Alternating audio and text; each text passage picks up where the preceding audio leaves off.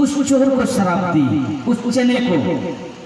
और उसी समय वह सुदामा जी जो जल ले रहे थे इस बात को सुन लिया। लेकिन चोरों की जब बोल रही थी मैया, चोरों की चिल्ला रही थी, तो उस चोर के पीछे बहुत लोग पड़ गए तेजी से पकड़ने के लिए। वो तेजी से भाग रहा था। चोर सोचा अब हम पकड़ा जाएंगे। वह चना का जो पोटली था उसी गुरुकुल में फेंक दिया, फेंक करके भाग गया। जैसे वो भाग गया चोर, तो सुबह सुबह गुरु माता झाड़ू लगा रही थी और वही पोटली को देखा। जैसे खोला उसमें थोड़ा चना था। तो मैया को लगा, गुरु माता को लगी, उन्हें तो ये सब बात पता नहीं थी। तो गुरु माता को लगा कि बच्चे समिधा की लकड़ी लाने जाते हैं जो मैं हवन करती हूँ, तो बच्चे जब लकड़ी लेने जाएंगे ये चना मैं दे दूंगा। और उसी बीच में दोनों खेलने चले गए। खेल करके जैसे आए सुबह सुबह, बचपना बुद्धि, बचपना में तो जानते सब कोई खेलते हैं, तो दोनों खेलने गए थे। जैसे गुरु माता के पास आया, गुरु माँ ने बोला कि बेटा बेटा तुम दोनों आज जंगल जाओ। बोला क्यों गुरु माता? बोला जाओ तुम समिधा की लकड़ी लेकर आओ, मुझे हवन करनी है। बोला ठीक है। और उसी समय गुरु माता ने वह पोटली निकाला और बोला लो इसमें कुछ चना है, तुम लोग दोपहर में भोजन कर लेना। जैसे वह चना का पोटली सुदामा जी ने देखा तो सुदामा जी सब समझ गए, यह चना तो वही चना है जो चोर लेकर भाग रहे थे। और वो मैया शराब दे रही थी इस चने में कि जो इस चना को खाएगा वो दरिद्र हो जाएगा, हमसे भी ज्यादा गरीब हो जाएगा। और वही चना आज गुरु माता ने हम दोनों को दे रहा है खाने के लिए।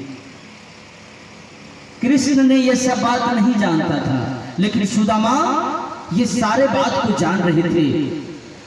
उसी बीच में जब वह चना उनको मिला, वह धीरे धीरे सोचता रहा और जंगल पहुंच गया। सुदामा जी उस चना की पोटली को कांख में बांध लिया था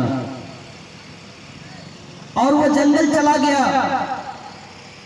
जैसे जंगल गया, समिधा की लकड़ी तोड़ने की बात आई तो सुदामा बोला कि भाई मैं पेड़ पर चढ़ता हूँ, तो मैं जब लकड़ी तोड़ करके गिराऊंगा तुम चुन चुन करके रखना, मैं ऊपर जाकर तोड़ता हूँ।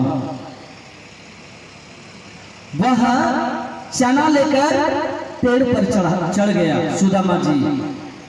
और वही बार बार एक मन में उसको विचार आ रहा था कि यह चना हम श्री कृष्ण को नहीं खाने देंगे।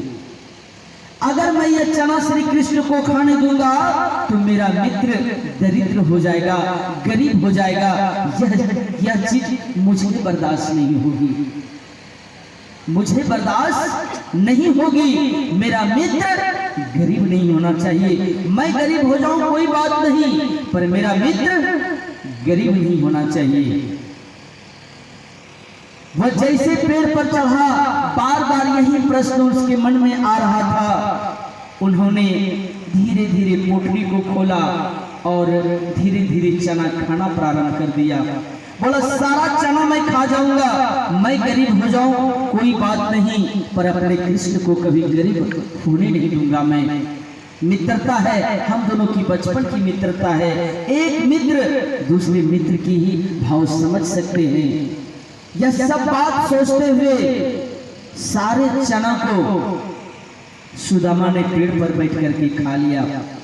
जैसे खटखट की जब आवाज आ रही थी, श्री कृष्ण नीचे से पूछते थे सुदामा क्या खा रहे हो? बोला मित्र कुछ नहीं खा रहे हैं, ठंडी से दांत खटखटा रहा है, ठंडी के कारण दांत खटखटा रहा है, हम कुछ नहीं खा रहे हैं। अब श्री कृष्ण तो बिल्कुल भोले थे। बोला ठीक है मित्र, जल्दी जल्दी तोड़ो, समिधा की लकड़ी लेकर जल्दी जाना है। उन्होंने उसी पेड़ पर बैठ करके गुरु माता ने जितना चना था वो श्रापित चना वो सारे के सारे सुदामा बैठकर खा लिए और सारे लकड़ी तोड़ करके जब नीचे उतरा तब श्री कृष्ण ने बोला कि गुरु माता ने जो चना दिया था वो चना कहाँ है मित्र, मुझे जोरों की भूख लग गई है। बोला माफ करना मित्र, वह चना तो मैं खा लिया। बोला क्यों तुमने खा लिया? लेकिन ये बात नहीं बताया। सुदामा ने ये बात बिल्कुल नहीं अपने मित्र को बताया कि वह चना श्रापित चना था, अगर वह चना तुम खा लेते तो गरीब हो जाते। यह बिल्कुल नहीं बताया, मन में इस बात को रखा और सुदामा कुछ नहीं बोला, श्री कृष्ण को कुछ नहीं बोला। तब श्री कृष्ण ने कहा कि मित्र, तुमने दूसरे का हिस्सा के धन खाए हो, तुम्हें गरीब होना पड़ेगा। मित्र, तुम दूसरे के हिस्से की चना खाए हो, तुम्हें गरीब होना पड़ेगा। जैसे यह बात सुदामा ने सुना, सुदामा के आंखों से आंसू गिरने लगा, क्योंकि श्री कृष्ण को तो पता नहीं था यह जो चना था यह श्रापित चना था। तभी मैं खा रहा हूँ अपने मित्र को बचाने के लिए, अपने मित्र को गरीब नहीं होने देने के लिए यह चना मैं खाया, लेकिन मेरा मित्र ने मुझे वही श्राप दे रहा है। तब सुदामा को आंख से आंसू गिरने लगा, लेकिन कोई बात नहीं, वो मित्रता में सब भूल गया और वही समिधा की लकड़ी लेकर गुरुकुल आया और माता उस समिधा की लकड़ी से हवन किए, पूजन किए और धीरे धीरे उनके जीवन में जैसा उन्होंने कहा उसी तरह होने लगा। धीरे धीरे दोनों बड़ा हो गया। बड़ा होने के बाद यह राजा बन गए और सुदामा जी बिल्कुल गरीब हो गए। श्री कृष्ण द्वारकापुरी का राजा बने और सुदामा जी सुदामापुरी चले गए, जहां उनका अपना घर था। वहां जाने के बाद बड़ा हुआ, धीरे धीरे बड़ा हो गया। कितनों कमाते सुदामा, सही से भोजन भी नहीं मिलता, सही से शरीर में कपड़ा भी नहीं मिलता।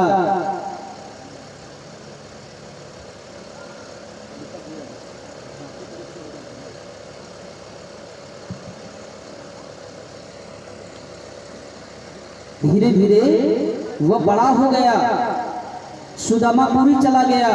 दिन रात मेहनत करता था सुदामा, लेकिन सही से सुदामा को भोजन भी नसीब नहीं होता था। धीरे धीरे उनकी शादी हो गई। शादी होने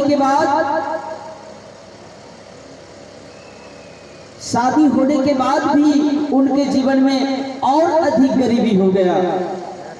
अब तो अपने पेट की चिंता थी, अब तो पत्नी का भी पेट का चिंता, कपड़े का चिंता, हर चीज का चिंता। लेकिन वह जो श्रापित चना उन्होंने खाया था, इस वजह से वह कितनों कमाते थे, उनको वृद्धि नहीं होता था और धीरे धीरे वो गरीब होते रहा। लेकिन धीरे धीरे भगवान की कृपा से बच्चे भी हो गए, 4 बच्चे 5 बच्चे हो गए। अब तो ऐसा होने लगा कि पेट भर भोजन भी नहीं मिलने लगा। सुबह मिलता तो शाम सोचते, शाम मिलता तो सुबह सोचते। इस तरह से गरीबी में जीने लगा। अब सुदामा की जो पत्नी थी ना सुशीला, बच्चे बार बार उसके पास रोते कि मम्मी खाना दो, मुझे भूख लगा है, मुझे भूख लगा है, माँ खाना दो। तो क्या बोलती पता है सुशीला? घर में जब खाने को नहीं रहता तो सुशीला बोलती, बेटा आज व्रत है, आज व्रत है बेटा, आज किसी को घर में भोजन नहीं मिलेगा। तो क्या करे माँ? बोला बेटा व्रत है, अगर तुम्हें जोरों से भूख लगी है तो पानी पी करके पेट भर लो। इतनी गरीबी थी सुदामा के जीवन में, लेकिन सुदामा जी इतनी गरीबी झेलने के कारण भी वो कभी किसी के आगे हाथ फैलाने नहीं गए थे। वो कभी भी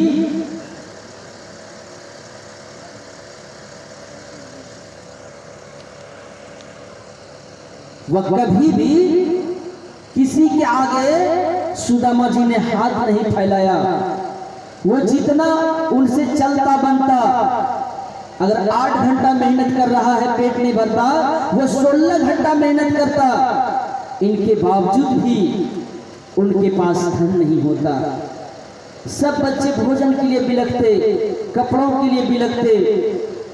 तब किसी ने सुशीला से बोला कि बहन, तुम इतनी गरीबी में जी रही हो, तुम्हारे पति का जो मित्र है ना, द्वारकापुरी का राजा है, क्यों नहीं तुम अपने पति को द्वारकापुरी भेजते हो?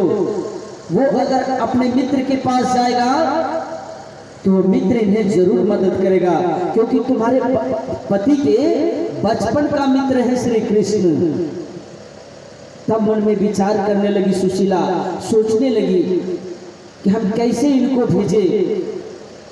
तब एक दिन बहुत थक करके आए, दिन भर मेहनत किया लेकिन कुछ नहीं मिला। जब कुछ लेकर घर नहीं आए, बच्चे पकड़ पकड़ करके खूब रोने लगे कि पिताजी मुझे भूख लगा है, माताजी मुझे भूख लगा है, भूख के वजह से मेरी जान निकल जाएगी, कुछ भोजन दो, मुझे कुछ भोजन दो। तब उस समय सुशीला धीरे धीरे सुदामा जी को बोले कि हे नाथ, आपके मित्र द्वारका के भगवान हैं, द्वारका के राजा श्री कृष्ण हैं, आप क्यों नहीं उनके पास चले जाते हैं? अगर आप जाएंगे तो आपको कुछ न कुछ मदद जरूर करेगा। जैसे यह बात श्री कृष्ण के विषय में सुशीला ने बोला कि जाएंगे तो कुछ मदद करेगा, तो सुदामा जी बिगड़ गए। बोले मुझे किसी का एहसान नहीं चाहिए, मैं कितना कुछ करूंगा, मैं जानता हूं मेरे जीवन में धन नहीं आएगा, मेरे तन पर अच्छा कपड़ा कभी नहीं आएगा, मैं जानता हूं इस बात को। बोला कैसे जानते हो? बोला ये मैं आपको नहीं बता सकता।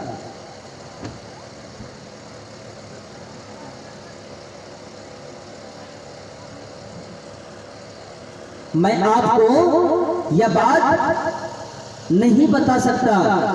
बोला कोई बात नहीं, आप श्री कृष्ण से कुछ मांगने मत जाइए। तो क्या करें? बोला बहुत दिन हो गई है आप दोनों को बिछड़ने से, एक बार अपने मित्र से जाकर मिल आइए।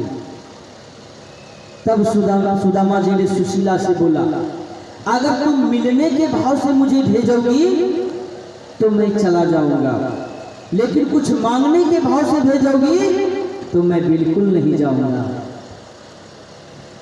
तब सुशीला ने वहां पर दिमाग से काम लिया। वह सोची कि अगर मैं डायरेक्ट बोलूंगा आप जाओ तो ये नहीं जाएंगे। तब गोड़ हाथ पकड़ करके बोला कि आप अपने मित्र से मिलने सिर्फ चले जाइए, आपको अपने मित्र से कुछ नहीं मांगना है, सिर्फ आपको मिलने के लिए जाना है। तब ओ मैया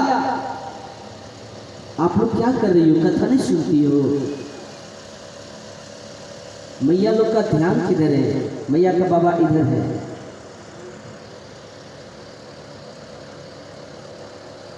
भैया लोग ढेर दिन के बाद मिल, बड़ा ढेर दिन बाद मिलना, यही सब बीच हो रही है।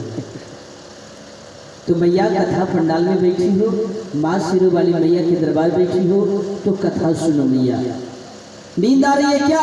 बीच में 2-3 मैया सो भी रही है। बोलिए निद्रा देवी की।